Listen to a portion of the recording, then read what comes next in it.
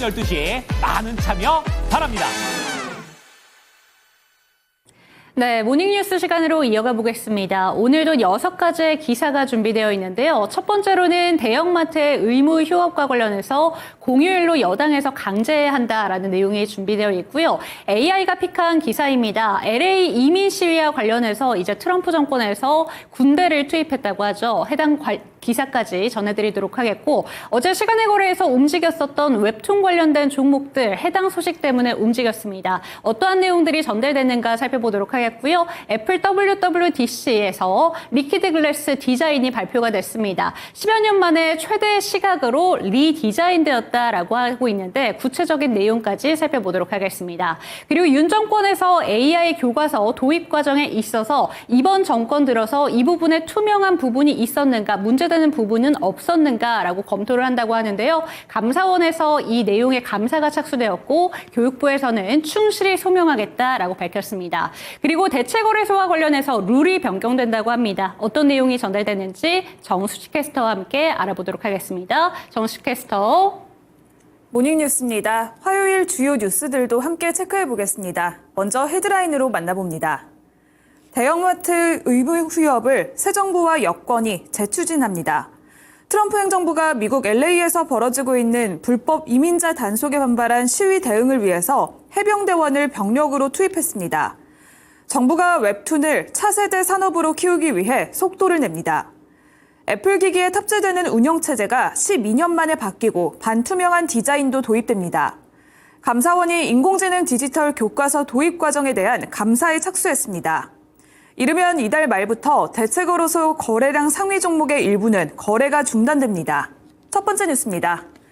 더불어민주당이 유통업계 전반을 겨냥한 규제 법안을 다수 발의하면서 유통업계가 긴장하고 있습니다. 현재 지방자치단체가 자율적으로 휴업일을 조정할 수 있는데 여당 법안이 통과되면 대형마트는 한 달에 2번꼴로 반드시 공휴일에 문을 닫아야 합니다. 올해 말 종료되는 규제를 연장하는 데 그치지 않고 규제 대상을 백화점과 면세점, 아울렛과 이커머스, 프랜차이즈와 배달 플랫폼까지 확대하는 방안도 추진합니다. 유통업계 관계자는 의무 휴업과 출점 제한 같은 규제가 전통시장 매출에 도움이 되지 않는다는 연구 결과가 수없이 나오지 않았냐면서 하소연하기도 했는데요. 관련주들로는 마트와 함께 또 쿠팡 관련주들을 볼 수 있습니다. 유통 관련주들 눈여겨보시면 좋을 것 같은데요. 이 중에서는 이마트의 최근 주가 흐름 살펴보도록 하겠습니다. 카카오페이가 이마트로부터 쓱페이와 스마일페이를 인수한다는 소식이 나오면서 전거래일에 주목을 받았던 이마트입니다. 전일에는 4.38% 상승한 96,600원의 종가를 형성했는데요. 앞으로의 체질 개선 효과와 함께 실적에 대한 기대감이 있었지만 대형마트 의무 휴업 이슈까지 꼭 체크해 보셔야겠습니다. 이어서 두 번째 뉴스 만나보겠습니다. 오늘의 AI 셀렉 주요 뉴스인데요. 가디언에 따르면 트럼프 미국 행정부가 로스앤젤레스에서 벌어지고 있는 불법 이민자 단속 반발 시위의 대응을 위해서 현역 해병대원을 주 방위군 지원 병력으로 투입했습니다. 약 700여 명의 미국 해병대가 LA에 임시 배치됐고 주지사와 시장은 권력 남용이라면서 강하게 비판하고 있습니다. 시위가 나흘째 지속되며 격화되자 현장을 취재하던 호주 방송사 기자는 고무탄에 맞아 쓰러지는 모습이 방송을 통해서 중계되기도 했습니다. 이어서 세 번째 뉴스 만나보겠습니다. 정부가 웹툰을 차세대 산업으로 키우기 위해서 속도를 내고 있습니다. 산업 수출 규모를 2배 이상 확대하겠다고 밝혔고 대형 플랫폼 구축 목표까지 세웠습니다. 인공지능 기반의 제작 지원도 확대하면서 신인 작가들의 진입과 효율적인 작업을 기대했는데요. 저작권 보호를 위한 안전장치 역시 꾸준히 늘려가고 있습니다. 글로벌 웹툰 강국으로 나아가고 있는 가운데 넷플릭스의 네이버 웹툰이 탑재될 것이란 기대감 속에서 최근에 웹툰 관련주들이 주목을 받았는데요. 시간의 거래에서도 웹툰 관련주들이 강세 흐름을 보였습니다. 전일 장 마감 후 시간의 거래 흐름 살펴보도록 하겠습니다.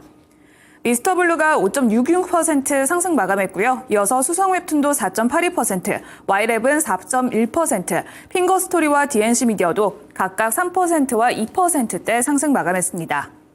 이어서 네 번째 뉴스입니다. AI가 선택한 뉴스 두 번째인데요. 애플이 연례 개발자 행사인 WWDC에서 새로운 인터페이스인 리퀴드 글래스를 공개했습니다. 2013년 이후 첫 번째로 대규모 업데이트를 진행한 건데 애플은 리퀴드 글래스를 반투명한 시각적 표현 디자인을 활용해서 아이폰과 아이패드 등 자사 기기에 적용한다고 밝혔습니다. 시리의 업그레이드는 빠졌지만 애플은 비주얼 인텔리전스 등 새롭게 추가된 AI 기능을 선보이기도 했는데요. 다만 시장의 기대와 달리 인공지능 기술 경쟁에서 뒤처진 모습을 보이면서 투자자들의 우려가 제기되기도 했습니다. 이어서 5번째 뉴스 만나보겠습니다. 감사원이 인공지능 디지털 교과서 도입 과정에 대한 감사에 착수했습니다. 이번 감사는 지난 2월 국회 본회의에서 AI 디지털 교과서 도입 과정에 대한 감사원 감사 요구안이 더불어민주당 주도로 통과된 데 따른 것입니다. 요구안에서는 교육부가 AI 교과서를 도입하려는 과정에서 다수의 시민사회단체, 교사와 학부모, 학생들이 제기한 우려를 무시하고 강행하려 한 점에 대해서 철저한 감사가 필요하다고 밝혔습니다. 교육부는 충실히 소명하겠다고 밝혔는데요. 이 중에서는 메가MD에 대한 관련주 흐름 살펴보도록 하겠습니다. 메가MD는 새로운 정부와 함께 교육정책 변화에 대한 기대감 속에서 주목을 받았는데요. 하지만 이후에는 잠잠한 흐름을 보이면서 최근에는 2,000원 초반선에서 박스권 흐름을 보이고 있습니다. 오늘장 뉴스의 영향까지 체크해 보시길 바랍니다. 마지막 뉴스 만나보겠습니다. 이르면 이달 말부터 대체거래소 거래량 상위 종목의 일부는 프리마켓과 애프터마켓에서 거래가 중단됩니다.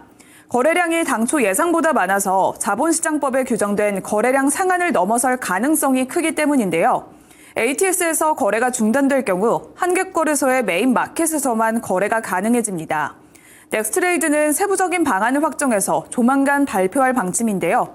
두산 에너빌리티와 함께 관련주들의 선정 가능성이 높은데 불과 두세 달 만에 다시 제한될 경우에는 투자자들의 혼선이 우려되고 있습니다. 이상 6가지 모닝뉴스 전해드렸습니다.